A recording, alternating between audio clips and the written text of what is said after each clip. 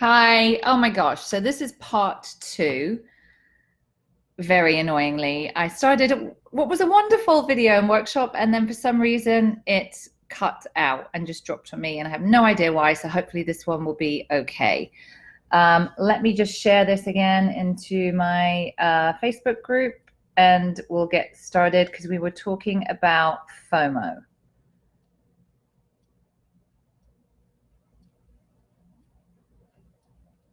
Where is it? Okay, share to group, Soberful, there we go.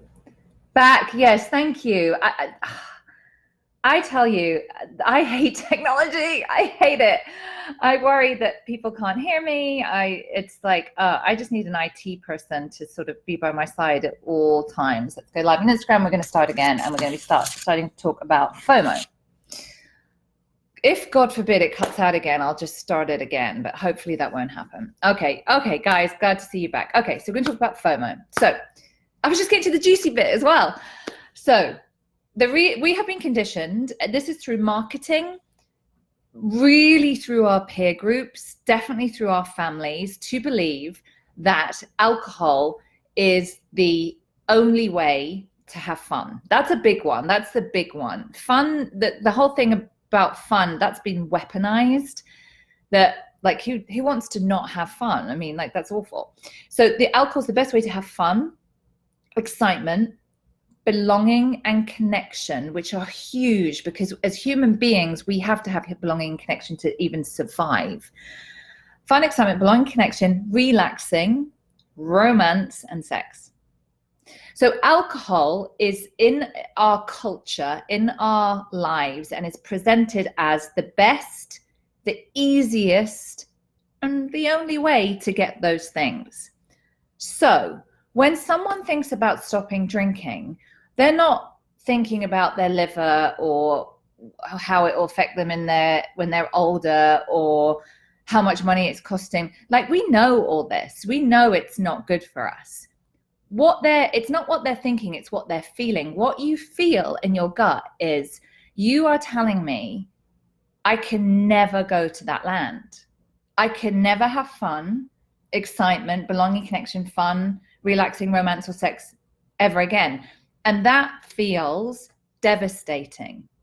Why would you want to quit alcohol if you have to give up? I mean, like, and this is what my clients say to me, is like, I know, like, it's bad, blah, blah, blah, but they make this kind of deal with themselves that I know that there's all these consequences, but I get to go to the land, and what's the point of living? What's the point if I can't get to the land? And I would agree with you if that were true, but it's not true. And it's really important to know that.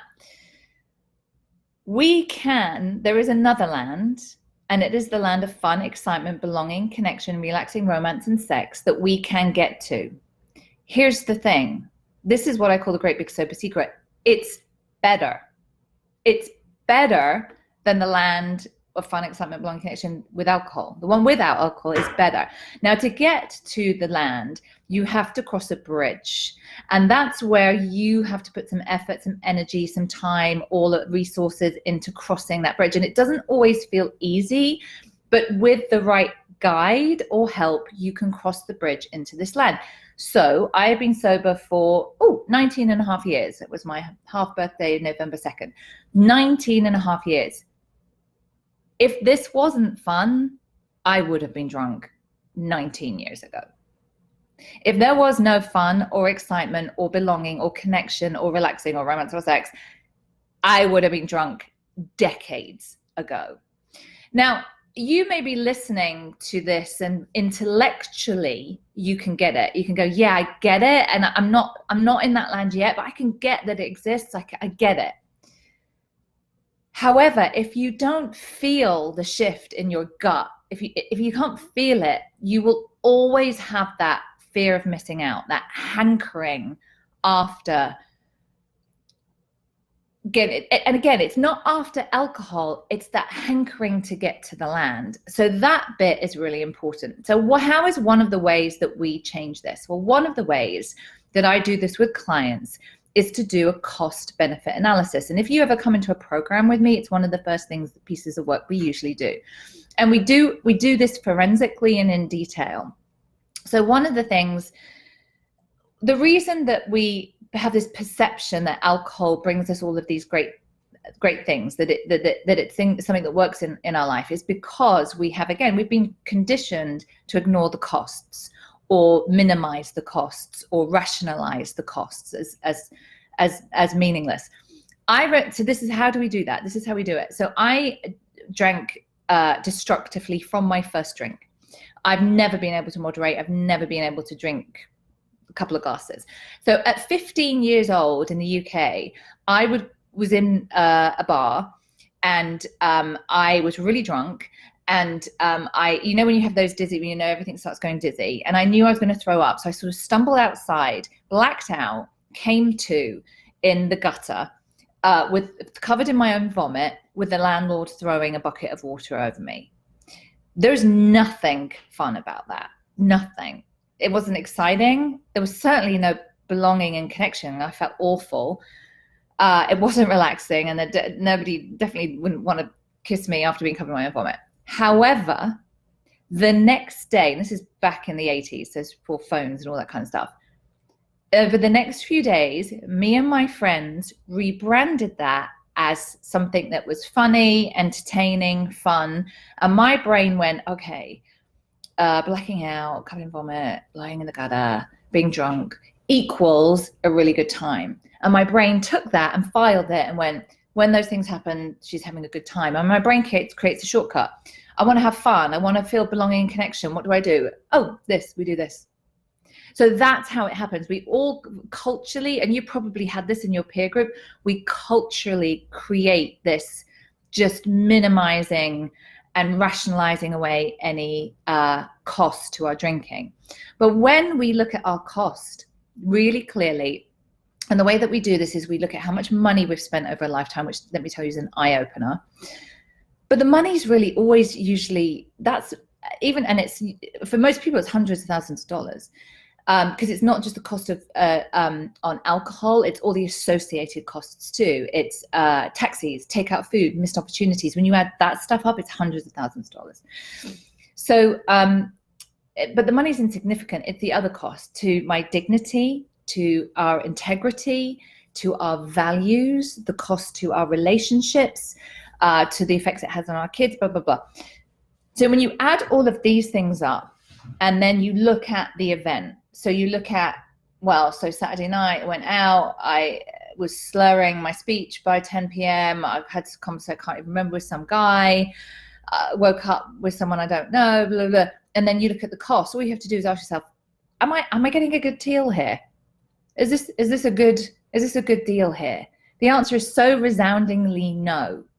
And that's how you begin to have the emotional shift and begin to see things differently. And that's the start of getting across to the bridge to the other land. The rest of it is you have to give yourself enough time, enough space to begin to have different experiences. So different experience, going out, doing stuff sober, so your brain can go, actually, that was great. I really enjoyed that. That was so much fun. That doesn't fit with this kind of template of fun that I invented 5, 10, 15, 20 years ago, 30 years ago. This is a different thing. And our brains are going to take a little while to adjust to that. And this is because of our subconscious programming. And I'm going to get into that shortly. So you have to give yourself a little bit of time and space. And what I say to people is, honestly, when they work with me, give yourself a year. Let's go through the full cycle of birthdays, Christmas, Thanksgiving, barbecues, blah, blah, blah. Alcohol's still going to be there in 12 months. Still going to be there. You won't, it's not going to go anywhere. So if after 12 months, after having these experiences and doing this work, if your life has not transformed and if you don't feel amazing, go back to drinking. Go back to how it was. But a year out of your life really isn't much. So you have to give yourself some time and space for your brain to become reprogrammed and adjust from these templates of what it thought fun, excitement, belonging, connection, etc. was. Now, one of the things I love is going to sober events. especially sober parties. And there's a couple I've been to recently. Excuse me, I think I'm getting my son's cold. There's a couple I went to recently, and what I love is when there's like a Saturday night and there's music and dancing, all that kind of stuff, and everyone's sober. And people always have a great time. I've never been to a sober like kind of event like that where the dance floor's not being packed and people are having a wild time. And what I love most of all is the next morning is the newbies, the people who are newly sober, walking around with this kind of expression. And they will repeat over and over, but I had such a great time. And that is literally their brain in action, getting out this old template of what fun meant, which was getting drunk, going to blackout, throwing up all over yourself, spending $500, whatever, with this new experience, and the brain going, but I thought this was fun. But that was fun. And it takes a little while to have that adjustment. So cost benefit analysis and some time and space to allow that to happen. But what is more important than that is the next thing, and that is learning to deal with your feelings and emotions, because we behave how we feel. And if we don't change that, nothing will change. So our emotions and our feelings respond to our subconscious programming. Here's the thing about subconscious programming. We have no idea what it is. We don't have no idea it's there. It's like my computer. I type the keys, things happen. No idea how that happens, but I just know if I type some keys, things happen. So our subconscious programming is below the surface, and our feelings and emotions respond to that. So let's talk a little bit about what our conscious mind is. Our conscious mind is our thought patterns. It's where it's sort of like the seat of our self-awareness, and it's an important contributing factor to the outcomes that we want to have in our life. However, you might want to sit down. Our conscious mind is only responsible for 5% of what you experience on any given day, just 5%. That's tiny. Now, our conscious mind is very powerful. It's where our creativity, our intellect, our logic, our rational thinking, our decision making, all of that stuff, it resides there. However, we can be the most logical, intelligent, decision-making person. And I've had those clients, really, really smart clients, who cannot understand why they can't think their way out of this problem. All of those things are irrelevant if you don't change your subconscious programming, because that's the engine that is driving everything that you happen in your life, and it is driving your feelings and emotions. So the subconscious mind drives the plane. It's the boss. And most of us don't even know that. So how does the subconscious mind work? So our subconscious mind is working from day one of our existence. And all it's doing is taking in data. That's what it's doing. It's just absorbing in information. And this is why what happens in our childhood is so important, because from the age of when we are born to the age of being 7, we are wired. All of this wiring is occurring. And this is so we can learn skills to survive. So we can learn things so we can exist and carry on living. So it's very, very important that our brain does that. But what happens is we begin to pick up a lot of negative limiting program from our environment. So that will be from our parents, our communities, our religion. Mostly it's in our family of origin. There'll be a lot of generational stuff that our subconscious mind is just picking up. It's just absorbing the information. And this, people, is why you struggle. This is why sobriety feels hard, because of your subconscious program, which like, what does that have to do with quitting drinking? Everything, because it's all of the beliefs about you have about yourself will influence everything. Don't forget, this is 95% of what you experience in your day is to do with your subconscious thinking that you don't even know about. So the way that we were designed to operate, our operating system, is our feelings and our emotions are our guidance system. I call them our internal navigation system. So the way that works is, it's like when you get on a plane and you want to go to China, and you're a pilot and you look at your all of your navigation system, all those things that beep and dials, and you go, I don't need that. China's over there. I know where to go. Off I go. I'm going to China. And off you go, and you land in Russia.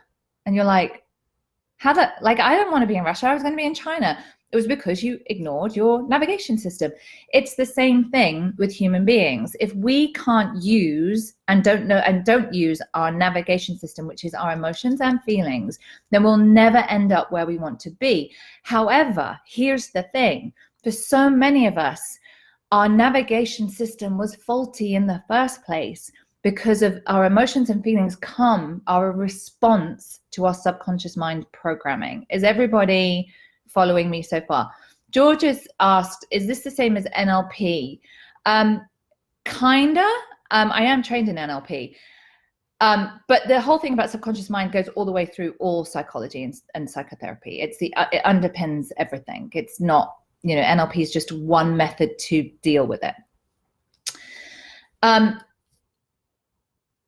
So we have to, so it's like our navigation system is broken and we just we just need to change neuro-linguistic programming, Carla. We just have to change, if we just change a couple of things on top, we've got to go underneath. It's like, okay, the wires are faulty. The wires are faulty. That's what we've got to change. So if you have been struggling to stop drinking, or you are sober and just really struggling, I know someone said when I was on the first call that they were at 7 months but really struggling with FOMO.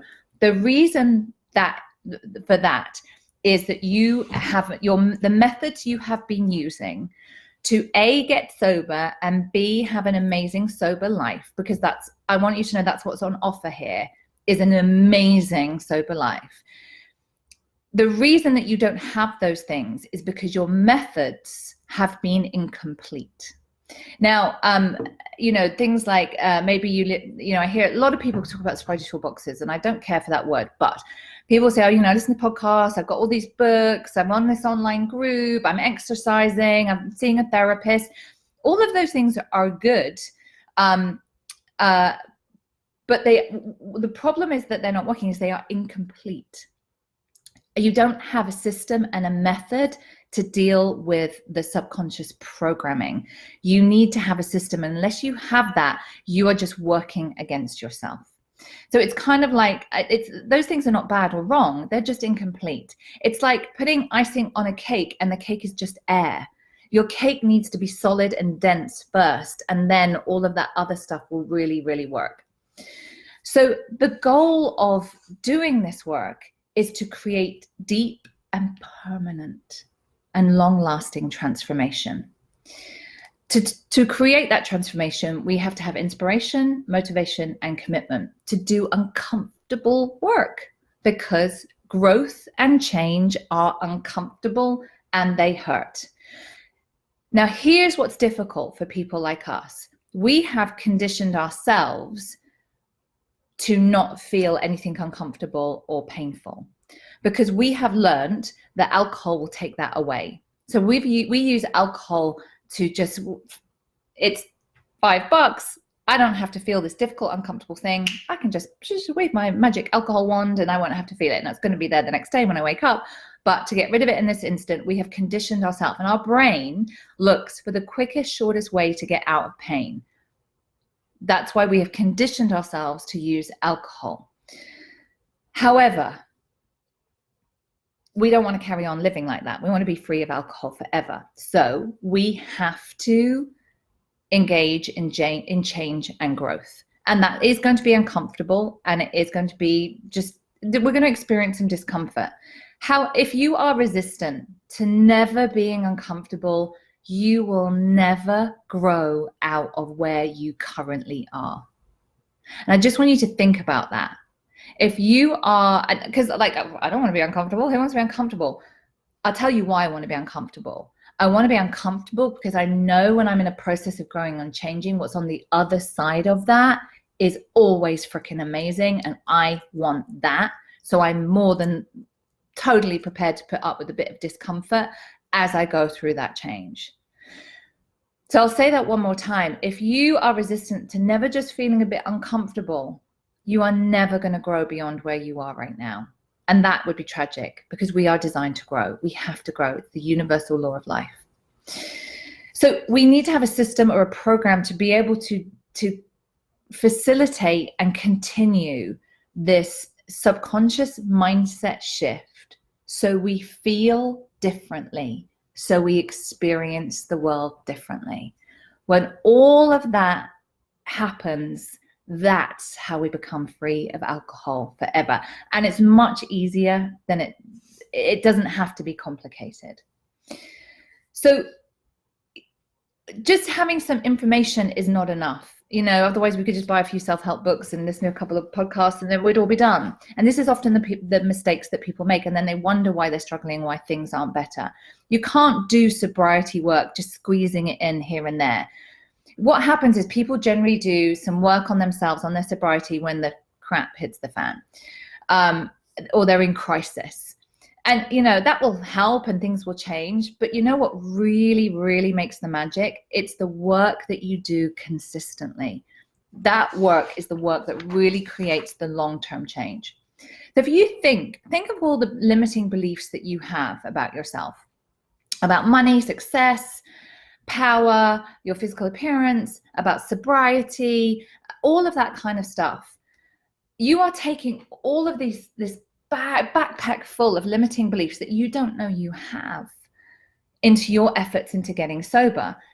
And that we are literally working against ourselves.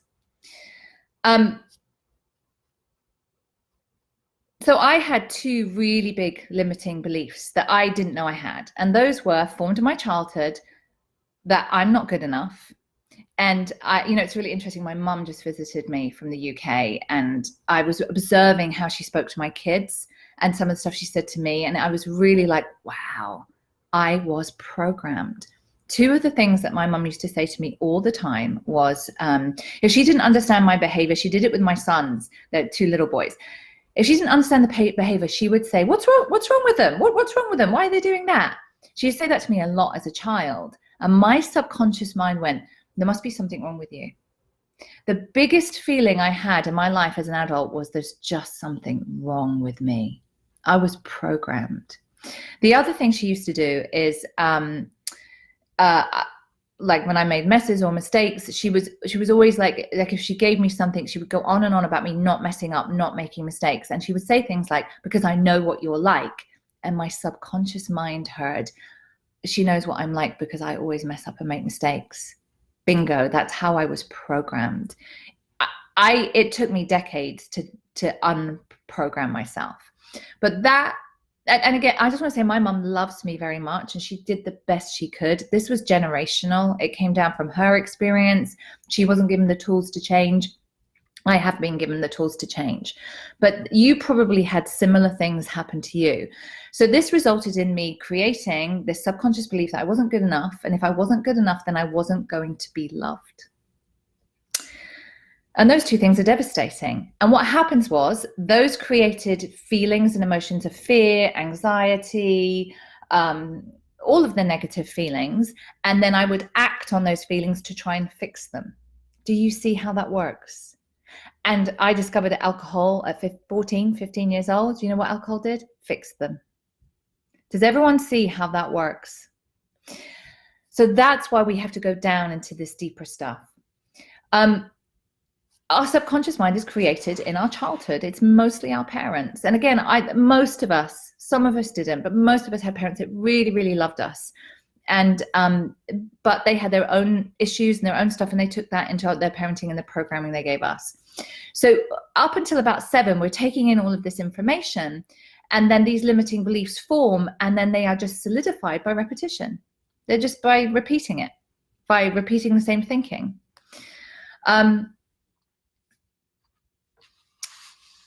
So what happens when we want to change is our egos and our subconscious minds, and it's mostly driven by our ego is designed to keep us safe. It doesn't want us to change. And that's why change feels so hard. And this is the resistance that will come up. It will come up in fear, guilt, shame, irritability, anger, all of that kind of stuff. And all that is your ego saying, don't change, don't do it, just stay where you are. Where you are is just fine, we're all safe, everyone knows what they're doing here, let's not change. But of course, you are being called, it's innate in you, you're being called to change. And that's why you experience yourself being stuck. This is all happening inside of you. You want more, you want to be sober, you believe just a little bit there could be a life for you. Your subconscious programming is saying things like, yeah, but you're a loser, you always fail, you're not good enough. And your ego is saying, stay safe, don't change, just stay where you are. Do you see how you're working against yourself? Does everybody see how that happens?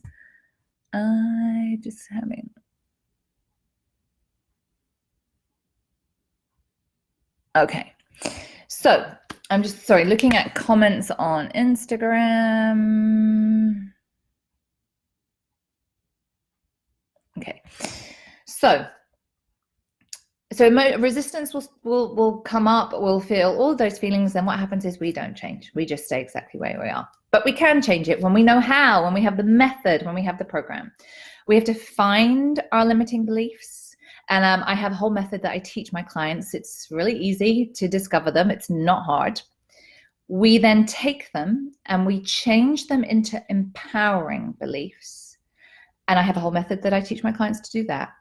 And once they have switched over into empowering beliefs, our subconscious is reprogrammed.